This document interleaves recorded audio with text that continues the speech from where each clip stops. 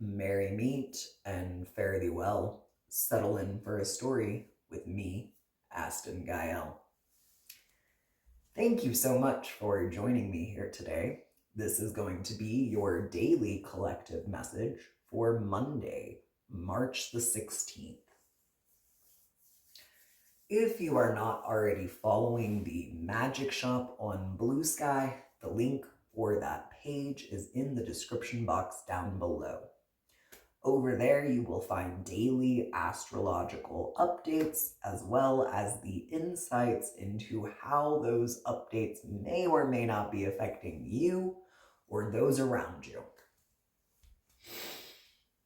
If you are enjoying these daily collective messages and you would like to purchase a personalized short story from me, the link to my Buy Me a Coffee is also in the description box down below.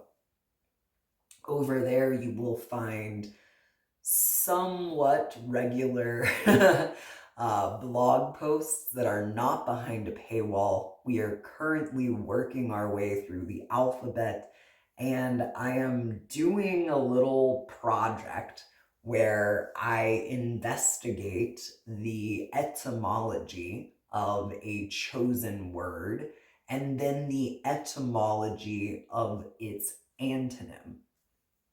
I'm actually doing this exact same project in my grimoire right now.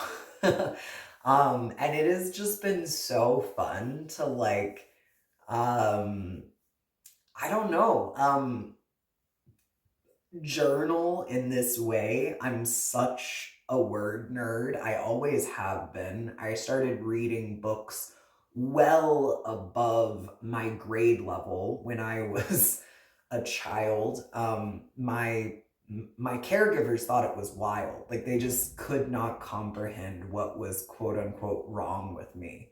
Um, so I'm having a blast, and I hope that the blog posts are, providing some entertainment for you all as well. All right. Speaking of being a word nerd, I am using bibliomancy, which is the art of divination through books. It is usually done by drawing a random passage out of a random book. But in this case, I am slowly working my way through What There Is to Love About a Man. And for every theme, I am using that to create the tarot short story. Today's theme is gadgets. Gadzooks, he's got gadgets. They're in his pockets and on his belt and in a pile by his bed and his chair. Clipped on, strapped on, snapped on, and all too often slipped right out of his sight. Rings full of keys for what? He can't remember. And electronic date books so that he doesn't forget. When he's not being beeped or vibrated, he's calculating square roots and the power of 9. He's taken over the coveted corner coffee shop table and neatly arranged his laptop and his phone. When he gets an idea, he'll just micro record it. He's got an electronic what's-it to help him find studs and an underwater pager that calls in the pike. He's Jean-Luc Picard raising his phaser and locking his car and defending the Starfleet. He's got a timepiece of sorts that he wears on his wrist, but to call it a watch will just not compute. His pocket knife's so loaded that his pocket is overloaded, and the time on his VCR is still flashing 12. There's just one thing missing, and this would be it. He'll gladly give up gadgets for some batteries that fit.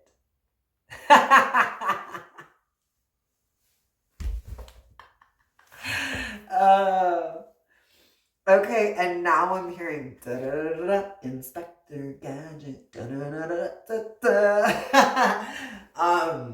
I honestly don't remember a single thing about that movie. I know I watched it in my childhood. I know I enjoyed it. Don't remember a single thing about the plot of the movie. Not a thing. But that music, marketing and music is such a thing to behold, because that is something that just sticks with you. Amnesia be damned. There's just, you know, I'm thinking about like a bubblegum commercial right now that had a song attached to it, and it's like, that's wild to me, because I don't think I've seen a commercial for gum in years. I barely see commercials anymore. But yeah, it's gadgets. Gadgets. I guess since I got the Inspector Gadget song, let's go for the cheeky little oracle deck of characters.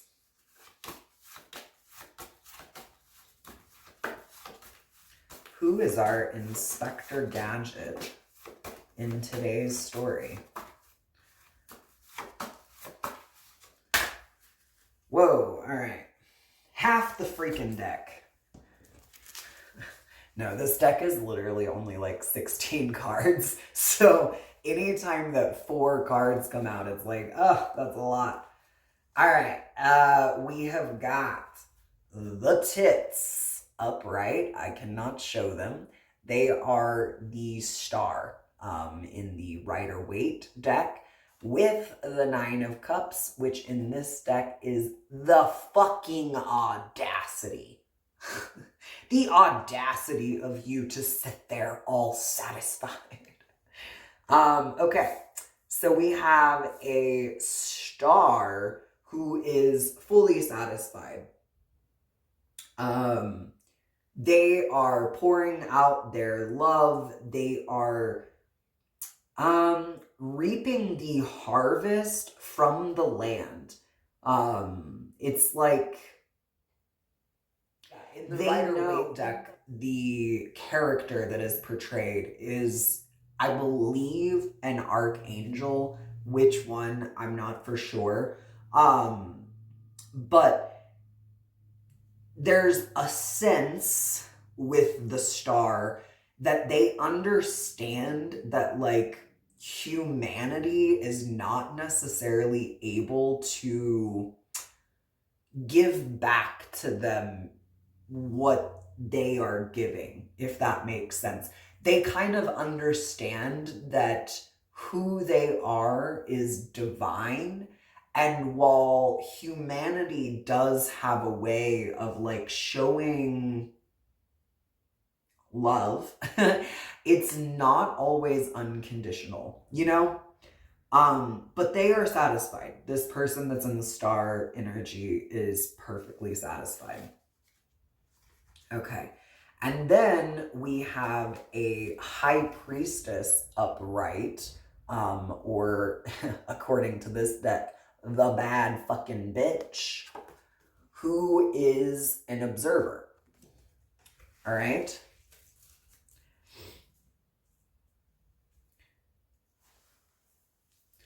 Now, we had these 2 characters, the person in the 9 of Cups energy and the observer energy, show up in yesterday's reading. So this could be a continuation, or, you know, a totally different story. I'm not certain.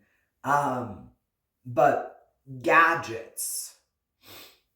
Now, the person that's observing is obviously using a technological gadget to watch this star. The star is associated with Aquarius, and Aquarius is almost always associated with being on the internet in some way. Some form of technological communication. I almost kind of like how the star's feet are like planted on the earth, but also in this swirling water. I remember I listened to this one tarot reader last year that in their introduction, they said something along the lines of, we're going to tippy tap in, tippy tap or tippy toe. And I loved that analogy because, like, especially in the tarot sect, you know, you are kind of just dipping your feet into the void, so to speak, because, you know, you're reading for a collective, but that's a huge that's a huge ask, you know, to make up stories for vast amounts of people. You can really only tap in. I have never felt like I've given a person a good story unless I'm, you know, sitting right in front of them.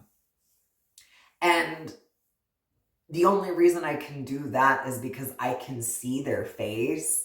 I kind of have a sense of who they are, even if all I've done is just kind of observe their clothing, their um hand movements say a lot about who people are. I've been in situations where I was sitting right next to where they parked. Like, you know, I was on the side of a street reading tarot and I watched them get out of their vehicle. So I kind of have an understanding of who they are based on what car they drive. These types of things can help me fashion a story that's more personalized, but reading for 20 people that are going to listen to you on YouTube, I mean, that's like, how do I know? How do I know who you are? Because most of the time, you don't even really know who these 20 views are coming from, much less, you know, anything about you. I don't. I'm just making stories up on the spot. Um, so yeah. Okay. Um, Tell me about the High Priestess. Okay, so this High Priestess is definitely a lover. You know, they're if you want to be my lover, you gotta get with my friends. Make it last forever. Friendship never ends.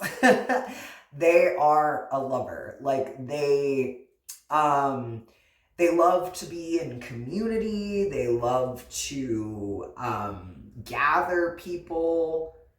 I would say that there's a possibility that they are, you know, maybe the leader of a coven or some sort of like a study group. Um,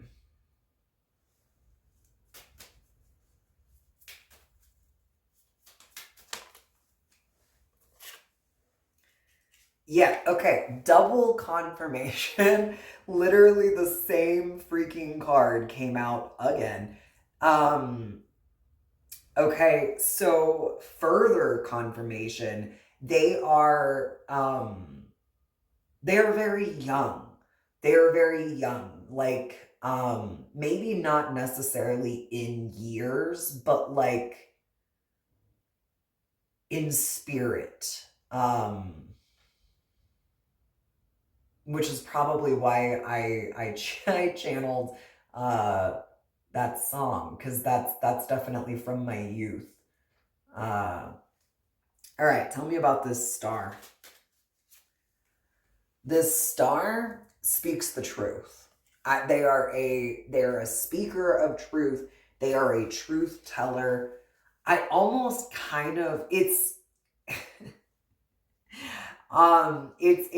because I said an angel, um, it, I can't help but think about the fact that I just now finished watching the Netflix series Lucifer. Um yeah, it's giving Lucifer vibes. Like in the show, right? The character Lucifer cannot lie.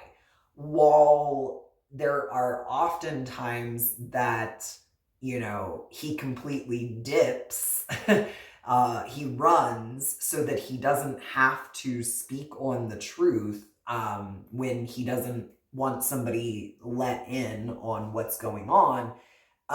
He never lies. Um, this person that's a satisfied star does not lie. They're open, they're honest, but there are definitely things about them that people do not know.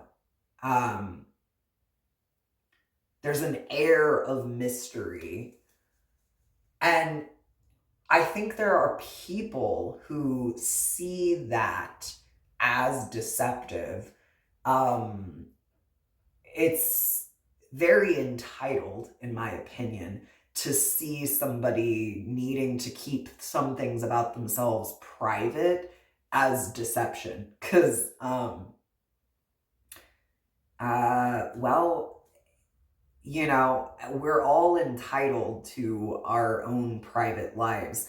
And to think that somebody owes you their whole story, especially if it's like a person that you only, like, it's a parasocial relationship. That's very bizarre. Yeah, but there are definitely people who have come across this star energy who thought they were a liar.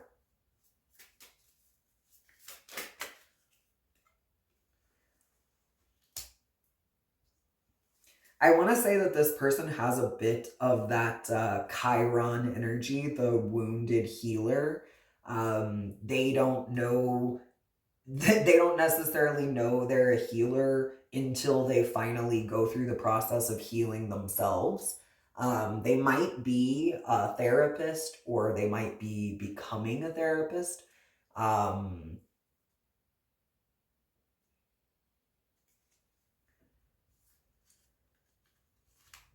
they might be given the option very soon to become some sort of healer.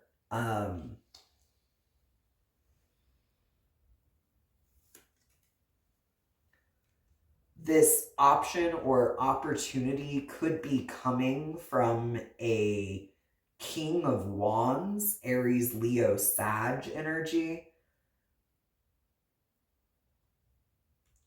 This King of Wands could possibly be related to this High Priestess.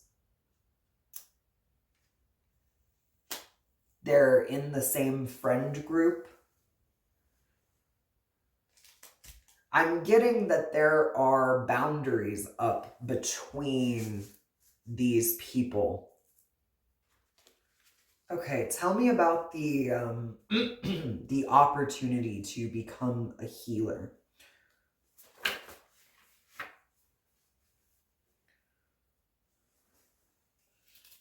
Okay, so this opportunity could come because of a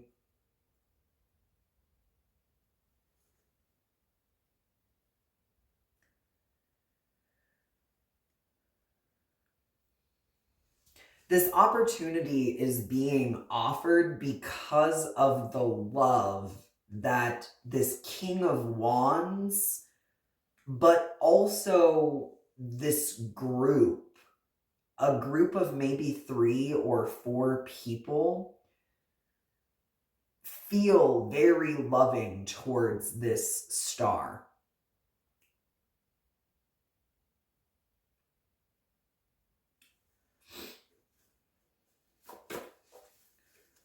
what else can I know about this opportunity? So this King of Wands that has loving feelings towards this star in the upright, they see them as somebody who's willing to take a chance, who's willing to step outside of their comfort zone, but not risky. Like, it's a very calculated stepping outside of their comfort zone. They're not doing this with reckless abandon.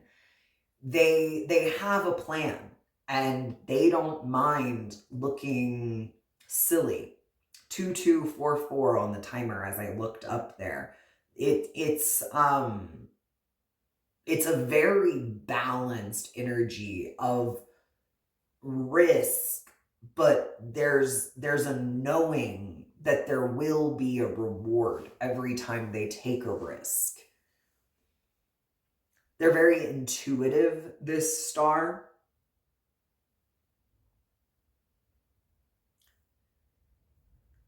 They also have a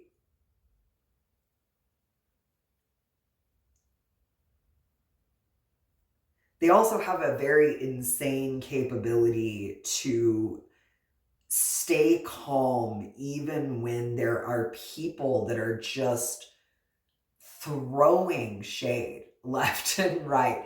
They themselves might have been a shade thrower in the past. They might have been a bit of a hothead in the past.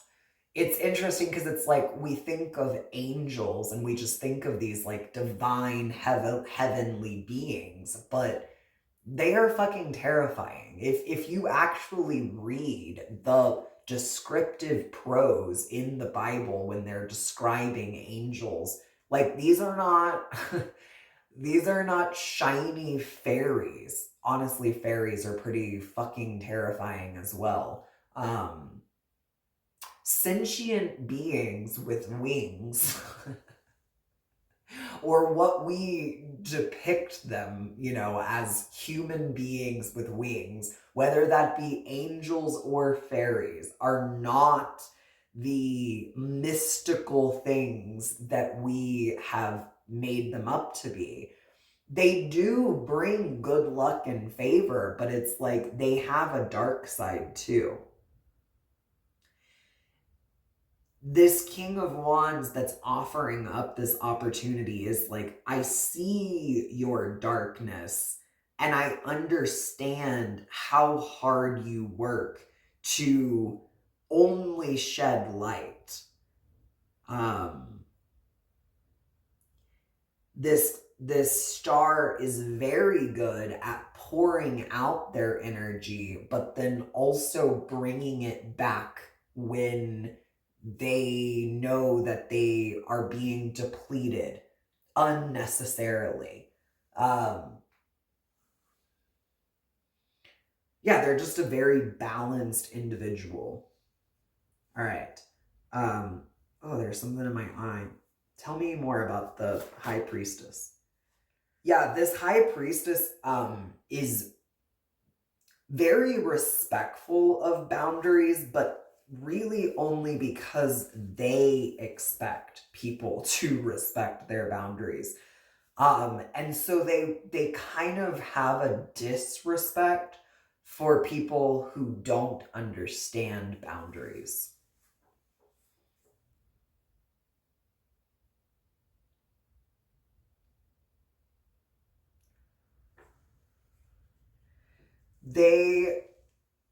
Although they are a lover,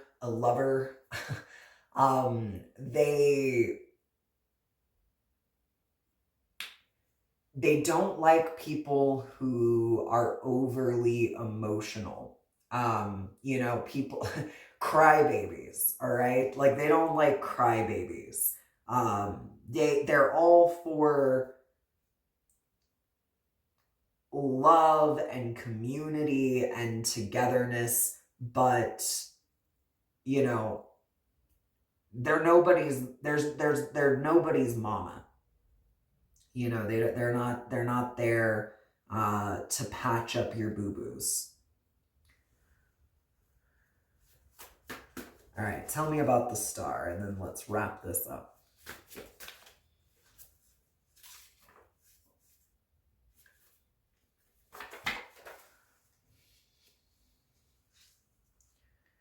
Okay, this star is speaking of they're not your mama.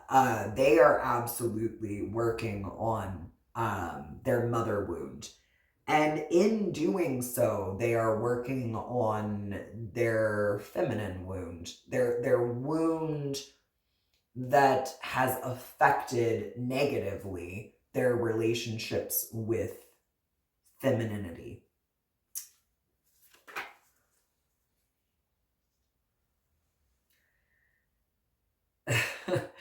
They are a bit of a wild thing. Wild thing.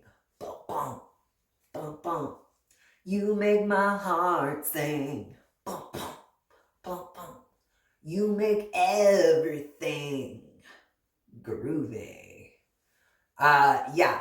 They get people a little ramped up, a little a little worked up. And I want to say that in the past, that directly affected their emotions because they maybe lacked the boundaries, energetic boundaries, that kept them from like absorbing what people were feeling. You know, one might say they were a bit too empathic.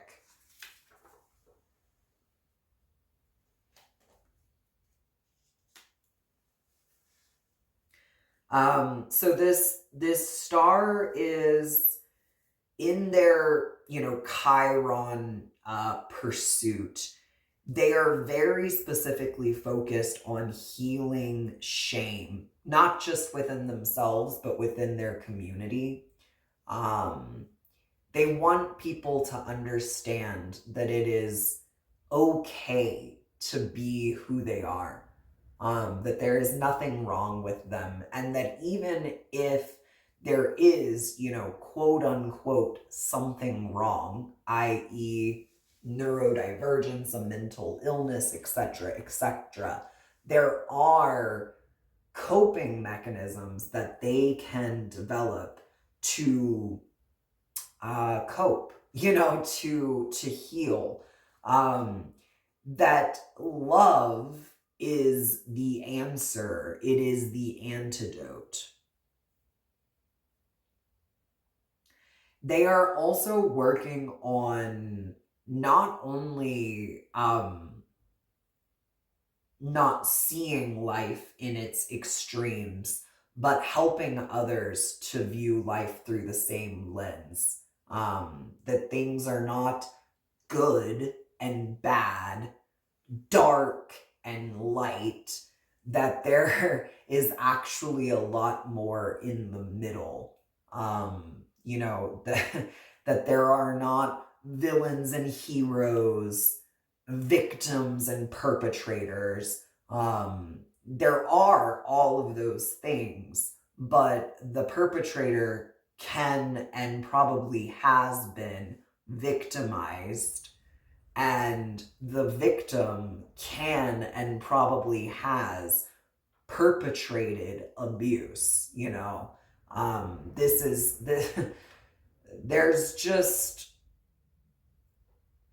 there's an understanding that this person, this star energy, is coming to. And referencing back to like the show Lucifer, you know, through the entire series, we're watching the self-awareness, the self-actualization of this divine being that, you know, at the beginning of the show saw themselves as that divinity that we as humans, you know, place on them. We put them on this pedestal, and yet, you know, he was one of the most narcissistic characters in the show for quite some time. I mean, you know, I think there's six seasons, and it's not until like season 4 that, you know, his heart starts softening towards his dad, towards his brother, you know, and then ultimately towards Chloe. I mean, he feels love for her the whole story through, but the way that he showed love at the beginning is certainly not, you know, it's not what most people would aspire to. So, until next time, be well, be you.